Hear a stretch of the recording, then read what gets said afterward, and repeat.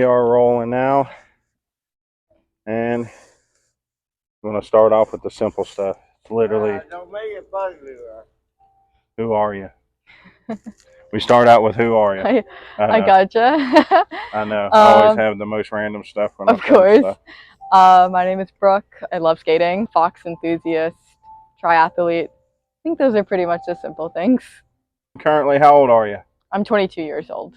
And where are you from?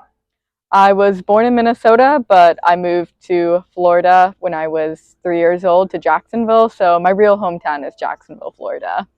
So how long have you been quad skating? A long time. I was quad skating. I think I got my first pair of quad skates when I was 7 or 8 years old. My dad made me do this like new skating program as a kid because he was a hockey player and he also loved quad skating.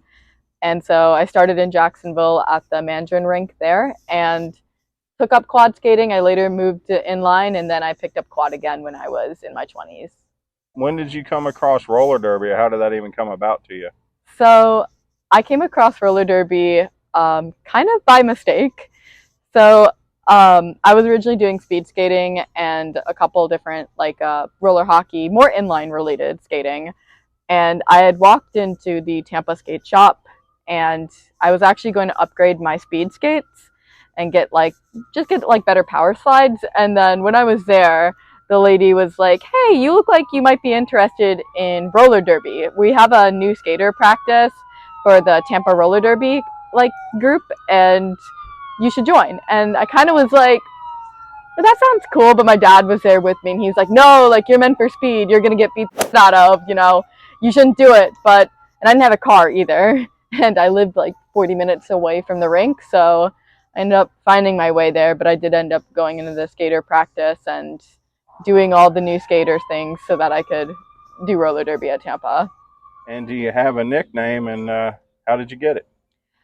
I think my only nickname at the moment is Swift Fox, and it's because of derby. What does it mean to you? Like, how do you feel about your nickname of Swift Fox? I think it's super cool. Just curious.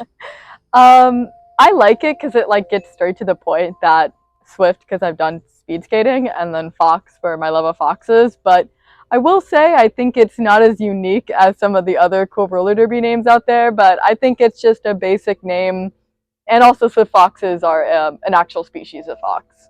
Swift foxes are an endangered species of fox. They once were one of the most endangered animals in the United States. They're native to more of the western United States.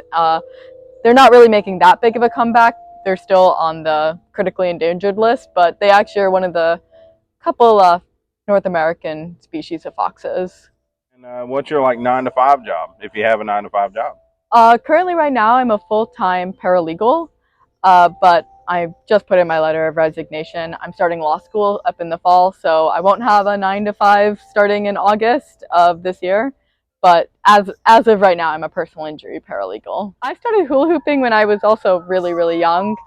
I lived with my grandmother growing up, and so she had a little Florida room in the house. And so when she was cooking dinner, I would go hula hooping.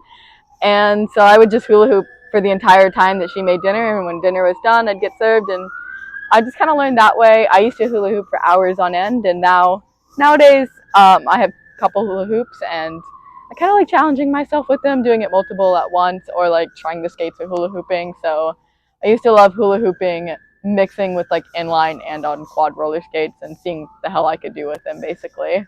For you, how does it make you feel? There's a reason why you do it. There's a reason why you keep doing it, I from quad skating, hula hooping, or all of it? All of it. A lot of reasons. I think it's a really good coping mechanism in general. It's a really good distraction with so much going on, and I've had issues with mental health in the past. That the big reason why I got back into quad skating specifically was for for mental health and relaxation and kind of getting a hobby. I was also obsessed with my phone when I was a teenager, and I needed something to get me off of it. And so I've always loved skating since I was a kid, so I picked it up again. Hula hooping also was just something, I feel like it came originally out of bad reasons. Particularly, I always really wanted abs and to be had that 6-pack, and I always oh my god, hula hooping's gonna do it.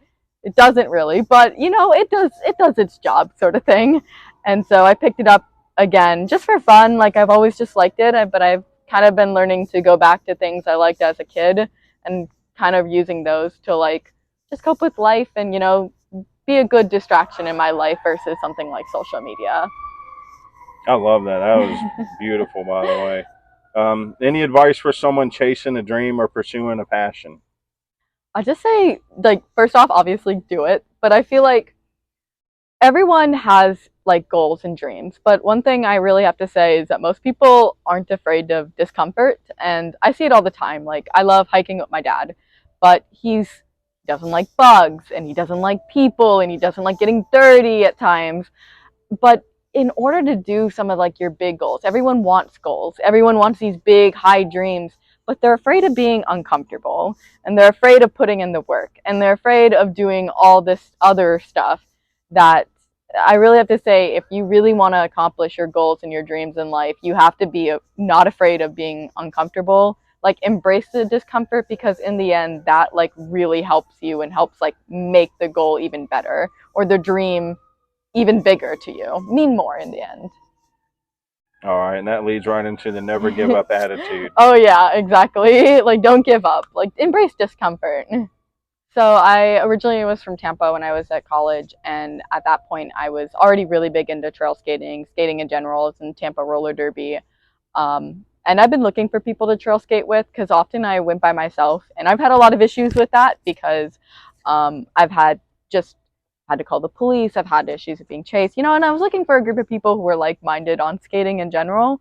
And so with Gainesville Skate Night, I found them out just by kind of looking them up on Instagram, hearing about them, and then kind of joining. And I love the community that they bring. And it also reminds me that there's other people who enjoy the same passions, especially the same passion of skating. And it's really something that can, I don't know, it just brings community together because I think skating in general does. So many people want to skate, and like the community at Gainesville Skate Night is so open.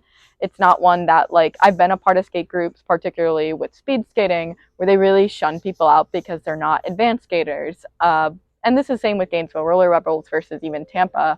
The Gainesville Roller Rebels, they're so open and they want people to join. They want people to, you know, become a part of their group, and it really helps the community knowing that like here's a place where you can feel accepted. You don't even have to be 100% good at it, you have to be an advanced person, but we accept you anyways and we'll help you grow. It's more of the aspect of like we'll help you grow. And you know, I've seen so many people from Gainesville Skate Night go from people who were scared of going down hills and now they embrace going down hills. Like it's so nice to see that.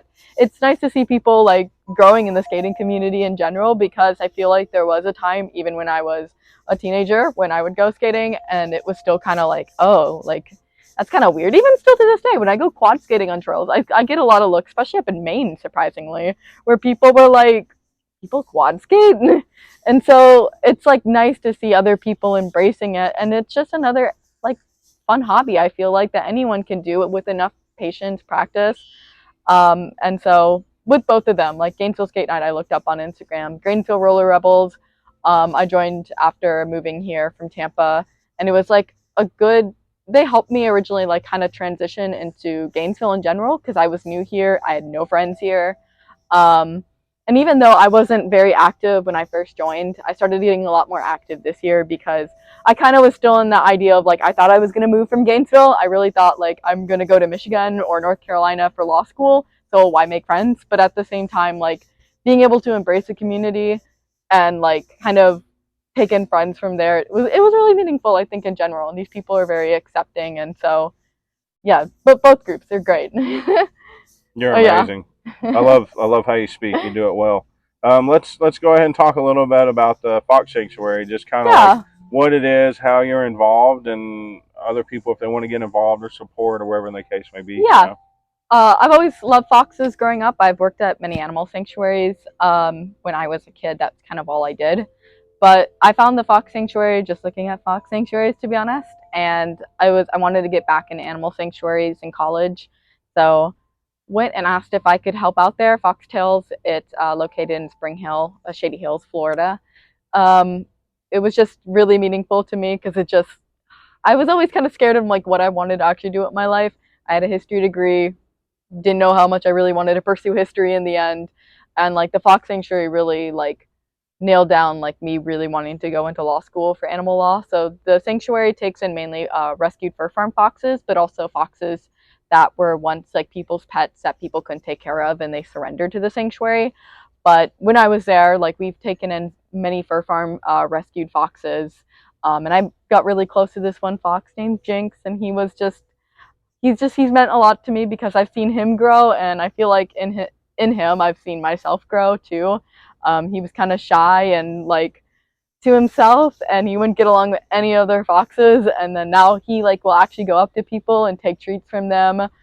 He now like gets along playing with other foxes, and so seeing his growth, being from a fur farm, and being from he was on the death row, it just says overall just is so inspiring to me watching him grow and like really put like my own passion and like why I want to go to law school and just like I don't know. It's just I definitely recommend supporting.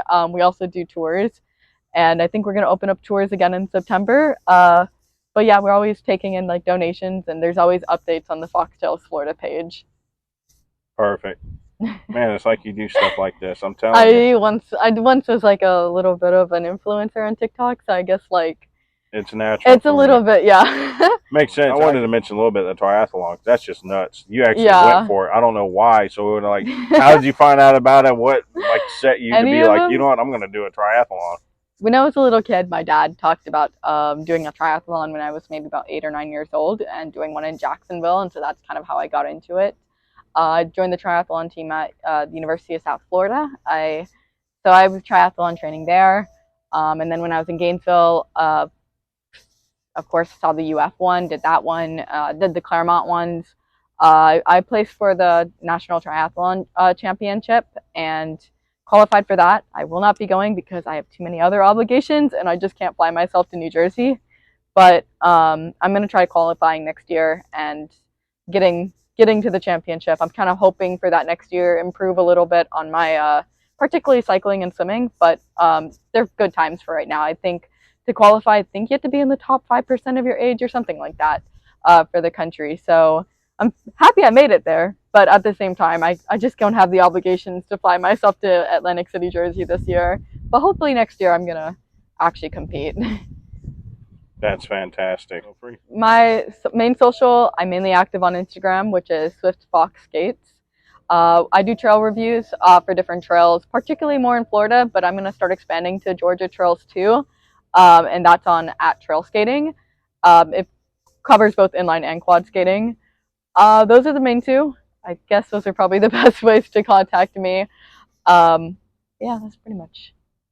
And then I guess we didn't even really actually talk too much about like your trail skating, which actually makes sense now that you're a speed skater. Yeah. Because that's kind of really what your page is full of is trail skating stuff. Really. And that's kind of, I'm just like, goodness gracious, every time I turn around, you're either hiking or you're going on some kind of ridiculously long skate. I'm like, wow. I really say that like there's enough time to rest when your joints hurt and you're old or if when you're dead. Like, come on.